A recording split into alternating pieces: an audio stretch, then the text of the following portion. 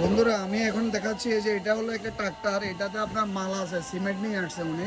উনি খুবই আধুনিক, দেখতে পাচ্ছেন ওনার ট্রাক্টরে আপনার প্রথম দেখাচ্ছি হলো দেখছেন লুকিং গ্লাস লাগানো হয়েছে। এই যে আমি একটু টানি দেখাচ্ছি, জুম করে দেখাচ্ছি আপনাদের, দেখছেন এখানে লুকিং গ্লাস হলো, এটা হলো গাড়ির লুকিং গ্লাস। আর এখানে আছে আপনার মোটরসাইকেলের লুকিং গ্লাস, প্লাস ওনার গাড়িতে আপনার 9টার ফুল আছে, প্লাস আপনার এই যে গাঁদা ফুল আছে। তারপরে ওই ফুলটা গাছটার নাম তো জানি না, খুব সুন্দর একটা ফুল গাছ এখানে দেখা যাচ্ছে। এই যে দেখতে পাচ্ছেন ওনা। আপনার নাম কি ভাই?